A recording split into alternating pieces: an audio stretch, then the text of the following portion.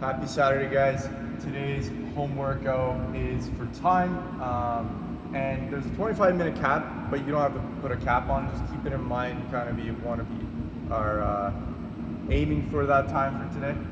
So you can do this workout in any order, set or rep scheme of the strict handstand push-ups, chest to bar pull-ups, alternating jumping lunges, and Russian twists. The rep scheme, guys, we're going 50, 75, 100, 125. This is a little bit more lean towards upper body strength endurance. So for the chest to bar pull-ups, so starting with that, I know we do some rows for that instead of the pull-ups if we don't have a bar at home. Still do the rows, but find something a little bit heavier so that you can mimic the intensity of a chest to bar pull-up. So we're pulling a little deeper in a chest to bar pull-up. Think about going a little bit heavier on your row to mimic that for the workout.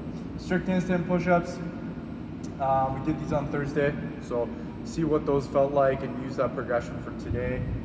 If you want to keep it a little different too, you can go for kipping handstand push-ups. If you want to try that out for this workout, go right ahead. And again, those progressions, if you want to go off the floor, go with your regular push-ups, dive bombers, or feet on a box push-ups. You can do that as well. 100 alternating jumping lunges and 125 Russian twists. These are more to really ramp up that heart rate there. I know the jumping lunges won't be able to do them all unbroken or do very big sets here. I know your legs will start to get really taxed unless you're really strong, you have a lot of endurance, and get them all done at once. Try to break these up so you can be more consistent and you don't go into muscle endurance or muscle fatigue during the workout, so you're not having to take a lot of breaks to go to the next movement. So maybe sets of 10, sets of 20, whatever works best for you. Same thing with the Russian twists. I know around the 30 or 40 mark, they start to get a little bit harder as we go. Also, if you're still a little sore from any, these might be a little more tough, so break it up accordingly. Try to get yourself moving consistently throughout this one. After the workout, guys, we have one set of max effort gorilla rows, just working on the upper body, really hitting that mid back. So we've been doing this one before. See what you can do today compared to the last time we tried this one. Hope you guys enjoyed the workout and the afterburner today. We'll see you next for the warm-up video. Okay, let's get ready to warm up here. We're going to start off today's warm-up with the 90-90 hip rotation. So opening up the hips. Really the 90-90 is to focus on your internal rotation and your external rotation in your hips. A lot of times, whether you're squatting, you're running, box jumping, anytime you're moving the legs, we're not necessarily moving effectively in our hips because the rotation in our femur, so your thigh bone, isn't necessarily recruiting all the correct muscles. What I'm trying to get at is your hip flexor, your psoas, to be specific, tends to get neglected. So this 90-90 really helps, guys, to open it up, loosen it up, and slowly start firing those smaller muscles. You start in your seated position, heels on the ground, guys. Knees are about 90 degrees. From here, notice how my hands are in line with my hips or slightly behind. You can play around with this. You're gonna drop your knees, okay? You drop your knees, and you feel maybe it's a stretch, whether it's on either leg, hang out there, hold it, okay? If you can't touch your knee to the floor, just gently try to push down as your body relaxes. Now it might be tricky to see, but my knees are actually about 90 degrees, both of them. That's where the name comes, the 90-90. From here, I'm going to rotate my knees to the other side without lifting my heels off the ground. So notice how I'm just rotating, but my heels did not change position, okay? So now I'm feeling a little tight here, so I can feel the stretch myself, so I can reposition my hand. The key here is do not reposition your heels. It's really easy to I'm doing it, but you're actually not rotating through your hips when you're moving your feet. Okay, so you're gonna rotate in your hips, so this thigh for me is externally rotating as this one is internally rotating. So I'm feeling that rotation in my hips Then I reverse the order. External rotation, internal rotation on the opposite side. The key here, guys, use this as a stretch. Feel the rotation in your hips. As you get more comfortable, come off the ground with your hands. See, can you not move your heels, but use that core to stabilize yourself. After you've done that, now let's get that heart rate going. Let's get those muscles fired up, guys. We're gonna go for 3 rounds, 30, 20, and 10. Alternating step up. So starting with 30 alternating step ups, you're gonna go up, step down, go up, step down, trying to fire up the hamstrings and glutes on that one, okay? Stabilize your knee, so don't let your knee drop depending on how your object is. Watch for that, okay? Once you've completed the 30, then you're gonna go into your push-up position. So your high plank. From here, shoulders over your wrist. You're gonna bring your knee to the opposite side. Bring your knee to the opposite side. You're going for 30 mountain climbers, crossing your body, getting your core fired up, okay? From there, the last movement, going for some bent over flies. So I'm using these 10-pound plates here today. I'm going to hinge at the hips, so lean forward by sticking my bum back. From there, my back is flat, and then I'm going to squeeze my shoulder blades, bring it down. Squeeze my shoulder blades, bring it down. Do it until 30. As you squeeze your shoulder blades, don't roll forward.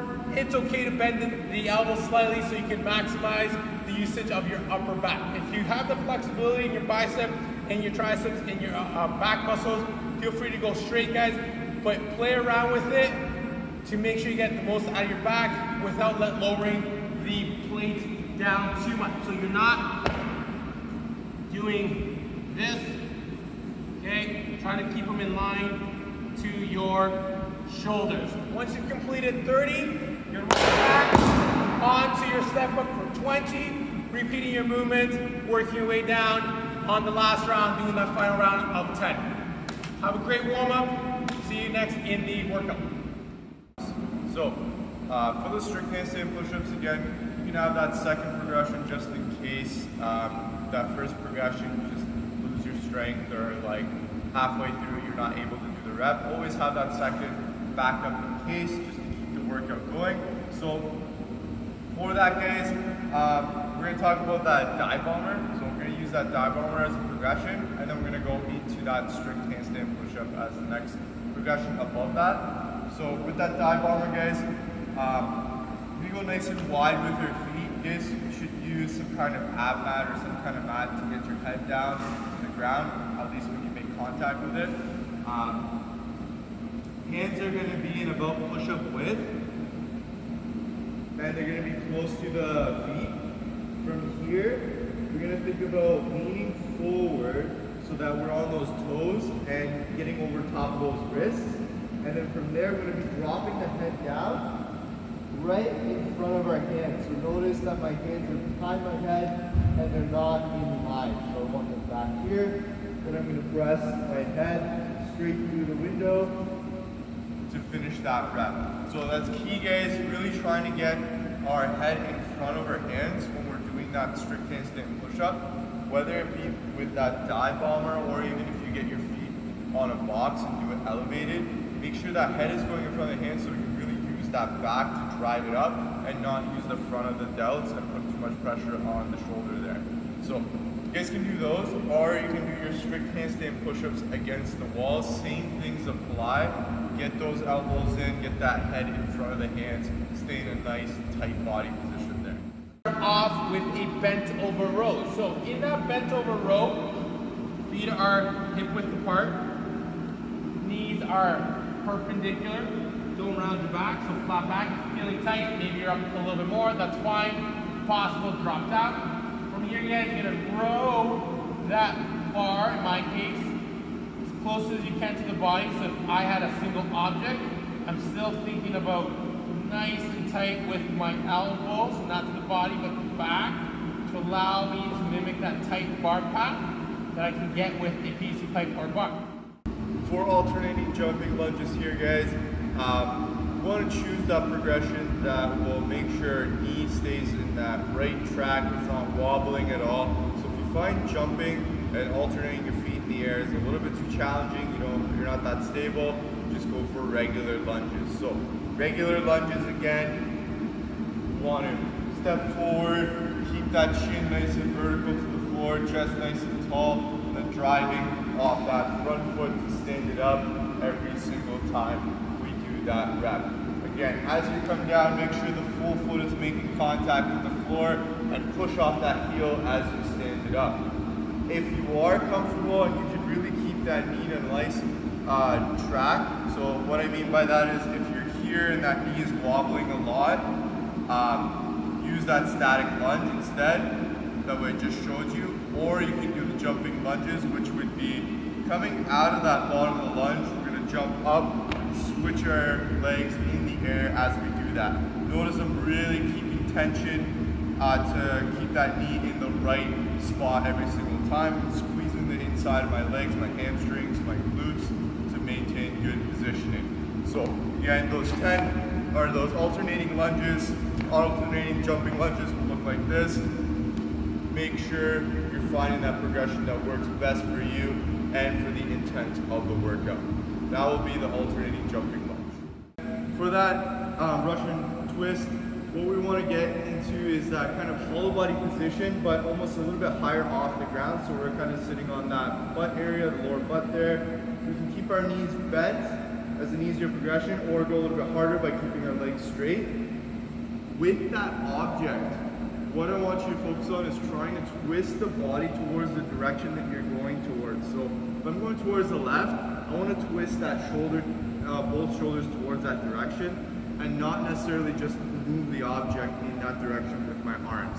So to really get the most out of this exercise, guys, really try to twist your shoulders towards the direction that you're twisting towards, and then back into center. Same thing on the right side. 9 reps there, guys. We're gonna use a weight that you can go unbroken, but not too fast, so try something that will challenge you a little bit.